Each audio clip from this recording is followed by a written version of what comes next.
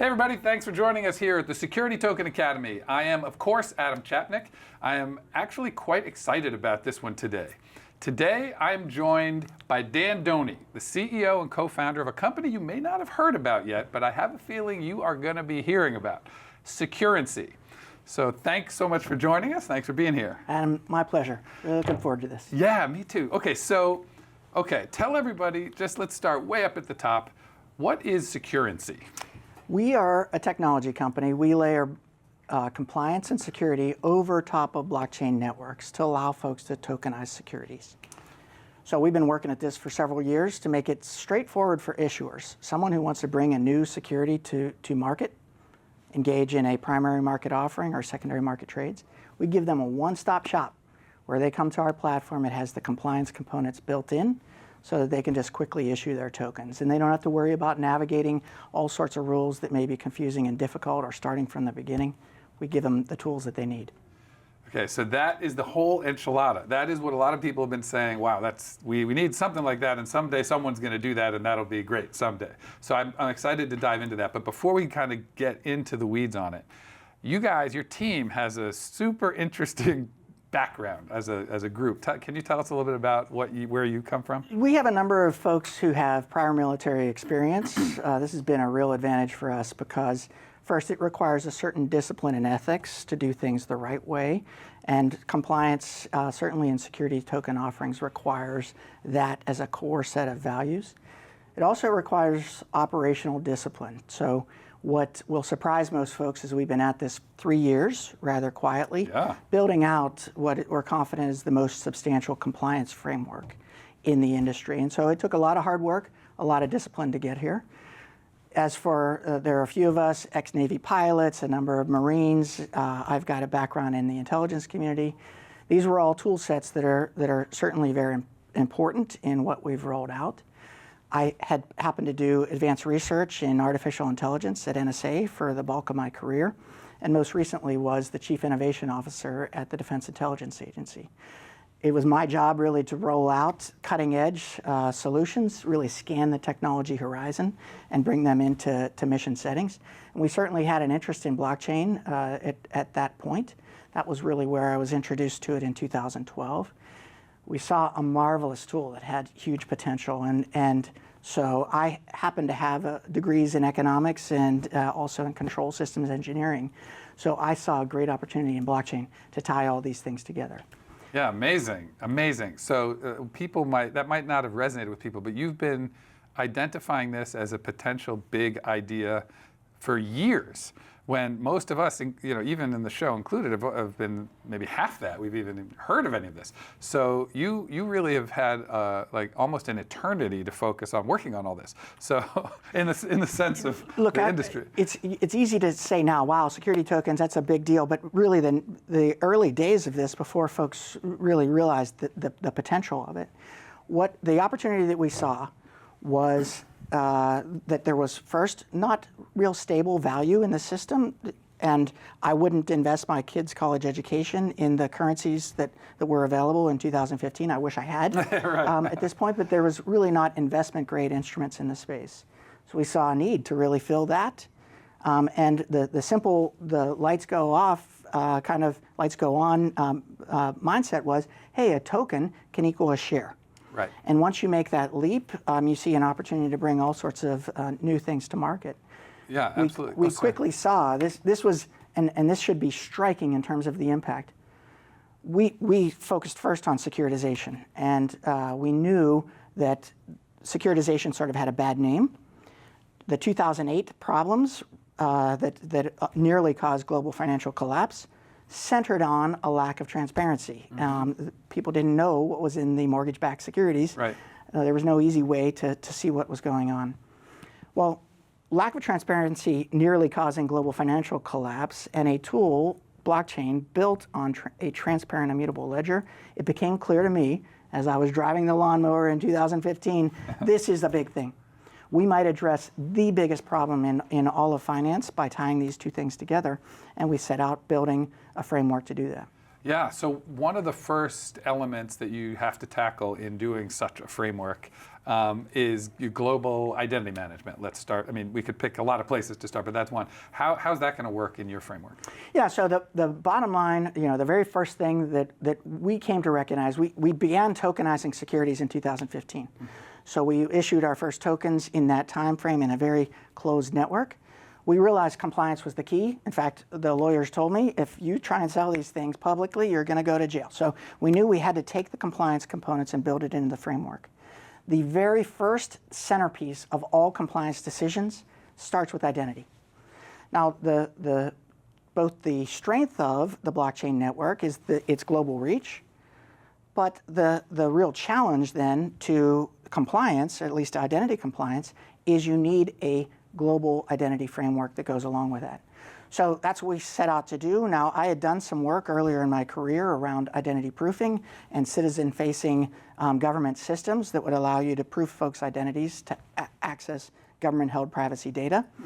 That piece of being able to prove when a user comes to the keyboard that they are who they say they are is the first part of KYC. I had friends who had worked this problem and had begun selling those kinds of solutions to the financial sector, to the healthcare sector, and that are being used by Fortune 50 companies. We built those technologies into the core of our framework. They have global reach. So we're able to do high-level KYC, and many folks don't realize this, but for securities, you need a very high standard in terms of how well you know your customer. Yeah. So it's not sufficient to simply capture someone's passport and say, okay, I've got the passport, it matches the face. That's the beginning of understanding a person's identity, but you need to know their tax ID, among other things, in order to properly operate securities. So we have a global framework to do this. It centers around a fabric that allows for the exchange of data providers to come into the exchange and offer up certified attribute data about individuals. That data allows you, once you proof the user's identity, to proof other things about their status. For example, the address that they live at.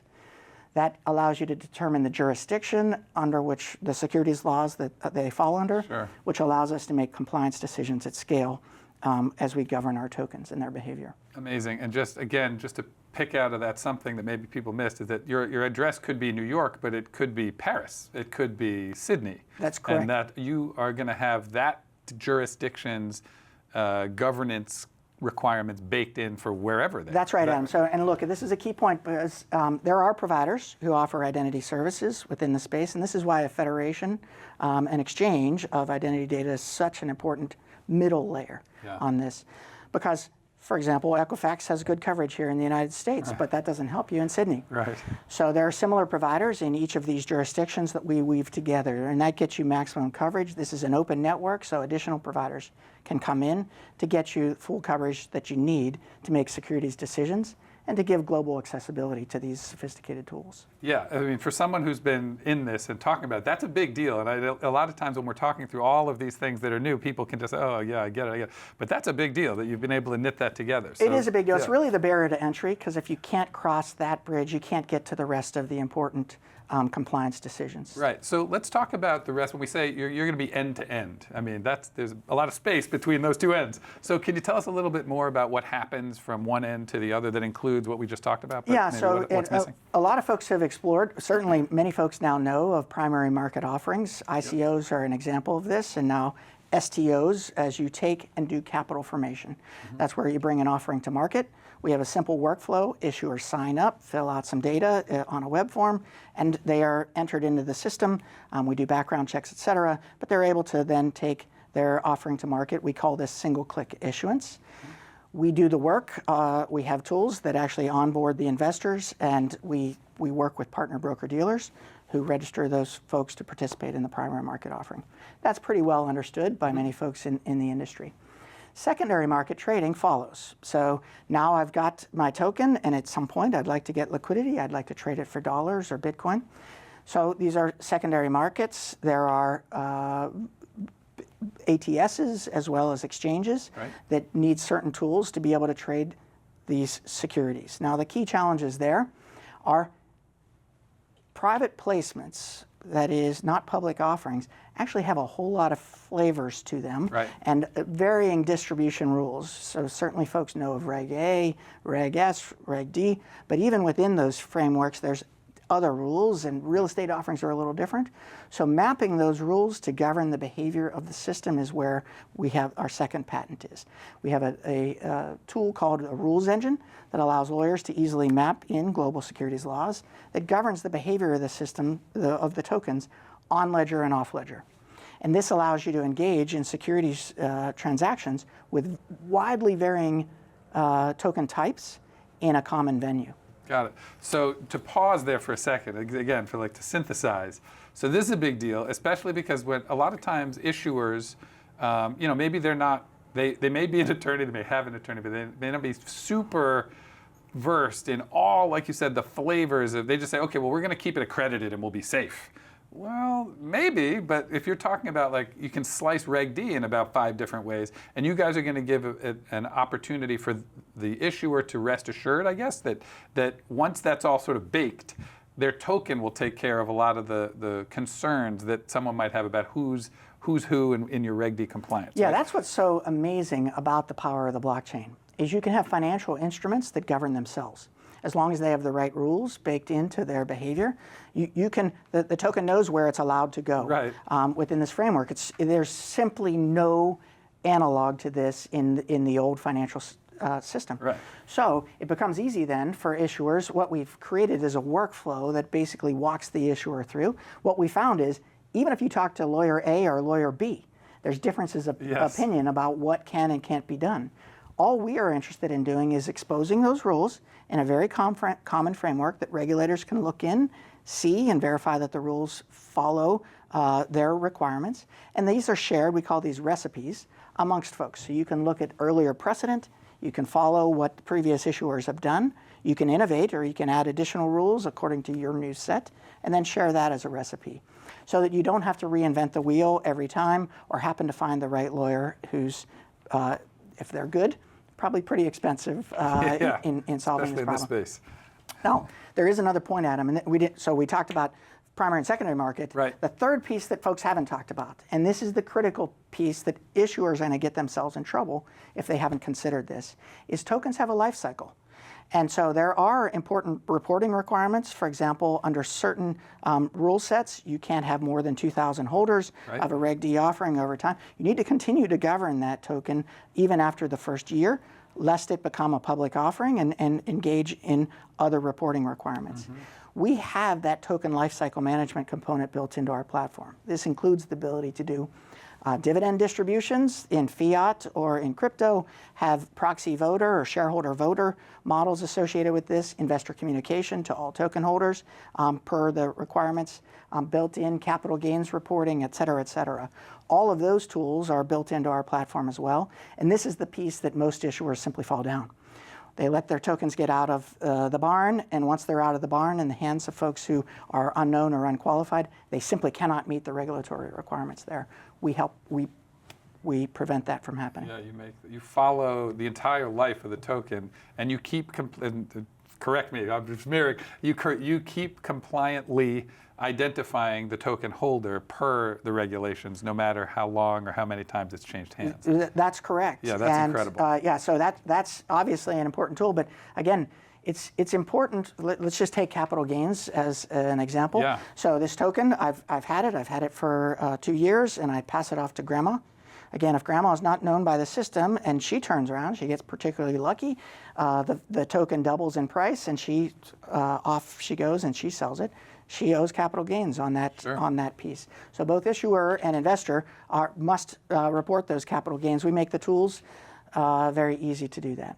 Incredible. Okay, so furthering on our conversation about the whole life cycle, you guys are going to behave a little bit like an exchange yourself, or you'll be Will you count as an ATS? Will you be an exchange? How will that be? And So- does it matter what we call you? It does matter. Okay. Actually, it's a very important term, and so I should be clear. Yes. We do order routing. We are not an exchange. So we Got it. partner with key exchanges and ATSs. We're partnered with SharesPost Yep. as an ATS, and are working some deals with some major exchanges as we speak. So that piece, we route orders to venues which can match those orders. We have the ability to list. So when we take a token and we issue it, we automatically list it, and trading can begin as soon as trading is eligible on this. So it feels like we're an exchange. So when you say, sorry to interrupt, when you say you have the ability to list, can you describe what that means and how that manifests? Yes. So right now, when someone does a token offering, whether it's a utility token offering or a security token offering, they have to shop around and find an exchange that will take their token. Right. We list, meaning we have the means to list on exchanges, places where the orders are matched, where we don't have to get special permission to do so. Got it. So what that means is you're guaranteed to be able to trade Right. as part of That's a big this deal. offering. So it reduces the cost. It gives you day one liquidity as a part of your offering. Yeah, and we've heard sob stories about some tokens who just couldn't convince anybody to let them on their trading exchange. Yes. Now, again, it's important.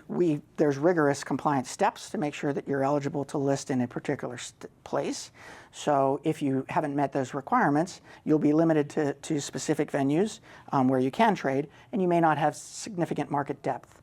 We actually have tools to enhance this. It's a little more than most folks can get their head around, but we have a liquidity engine that provides really augmented liquidity for edge tokens as part of our tool set as well. So this helps the market get going when tokens are at the edge. So this framework wrapped together helps tokens really get into the market and get going. We are an interoperability layer. So again, the basic model, we're a security layer, a compliance layer, an interoperability layer. This allows us to layer on top of exchanges and ATS platforms to give you maximum access to various platforms to trade. Yeah, and so there's something that we had discussed earlier, before the show actually, about how that layer works with exchanges that I think is fairly mind-blowing. Can you talk a little bit about that? Like, by layering you guys on top of one of the existing just order matching exchanges, something incredible is now possible. What is that? Yeah, so we should talk about the key problem with securities first, and then we'll get to how this applies to exchanges. Securities, by their very nature, have distribution control requirements. You have to know who's holding the token, and they have to be qualified to do so. So that means that wherever that token happens to be, wherever that unit of value is, you have to govern its behavior in that setting.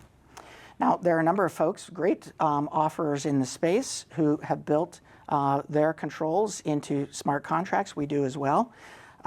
So, for example, Polymath and Harbor have a nice model for distribution control that is built into the Ethereum network. But the limitation is it's dependent on the Ethereum network. We have similar capabilities within the space, but we're ledger agnostic, and so we're able to actually exercise those controls. In other networks, Stellar being a great example of a good partner of ours, EOS and so on. So across ledgers, we can exercise the same rule sets and govern tokens actually that can move across those ledgers. But even more important than that, and what most folks simply don't realize, is that when a token goes to most exchanges are centralized exchanges. They do that because they need speed. You've just left the ledger, and you've just left the ledger controls that are built into a smart contract, for example.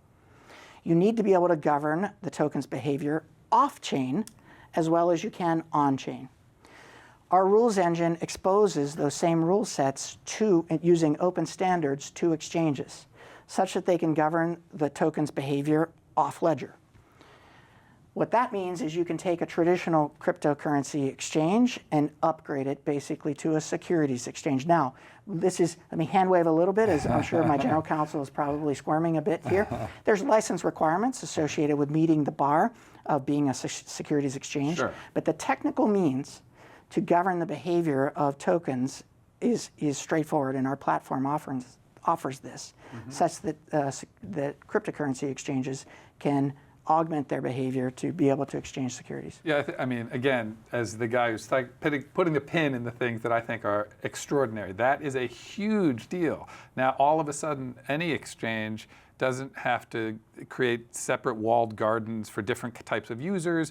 Everybody can be in the same place, and the technology can divide up the rules according to the users, which Adam, I think... this is transformational. It does, and so I'm glad you brought it up. Let's see if we can walk through an explanation that makes quick sense here. Because this is a thing that we've had to work very hard with the regulators on this concept. In the old school, Yeah. exchanges, you'd have order matching engines. Exchanges serve two purposes, order matching, and they would form a venue. And this would be, users would be vetted and allowed to come into the exchange. The New York Stock Exchange, you have to be a U.S. resident in order to participate in exchange of U.S. securities. There are rules that govern your ability to exchange value in a public market, even there. That venue, you vet a person and they get into the place where they can exchange things, becomes even more difficult for Reg D, private placements.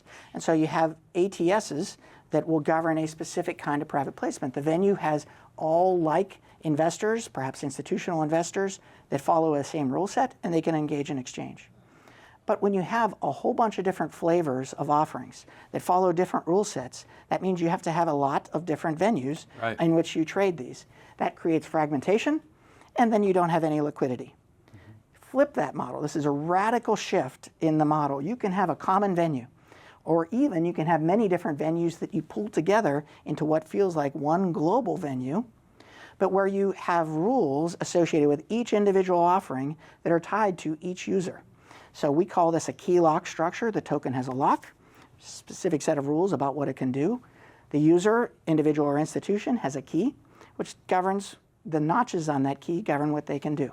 Yeah, regardless of venue or place, those rules can allow me to engage in a trade or transfer in a way that follows the applicable securities laws. Radically different model. Yeah, and as the resident caveman on our show, where my role is to be the sort of intuitive, low-tech user, that is just totally logical and sensible from a user standpoint. So that's a big deal. So Adam, what you can see in this model is the user suddenly doesn't have to be well-versed in all of these different laws. They just go to their favorite place, and they can, the things that they're allowed to trade and transfer, they do so. Yeah, they don't have to worry about where they send their value, as they know that if a person is receiving it, they're eligible to do so. It's, again, a model that codifies securities laws and then makes it easy to transfer value. Yeah, I could absolutely see it. Okay, so when do you see yourself being able to sort of be in market? When are customers going to be using this? Yeah, so we're issuing our first token, securities tokens, here in just a week. So on August 22nd. Wow. We have a couple offerings going to the market. A little bit later on this year, we're having a big sort of coming out party, August 16th. We have offices in Washington, D.C., nice and close to the regulators, as well as in the Middle East, in Abu Dhabi. In the FinTech showcase there, we're actually unveiling the full end-to-end platform, primary market, secondary market, and token maintenance components for the first time for everyone to see in public. We're going live with the cryptocurrency exchange there, which will later be a securities exchange, and we'll bring those technologies back stateside. Amazing. Well, Dan Doney, we wish you and everybody at Securrency the best of luck, and we hope you'll come back and update us in the future. Oh, listen, Adam, it is a pleasure. Thank you for what Security Token Academy is really doing here. This is a marvelous task. This industry is nascent. It has tremendous potential. We all got to work together, share information to get to the end state. You guys are doing the lion's share of the work, so thank you. You are very kind, and amen to that, brother. You can find out more about Securrency by visiting their website, securrency.com. And for the Security Token Academy, I remain Adam Chapnick. Thanks for watching.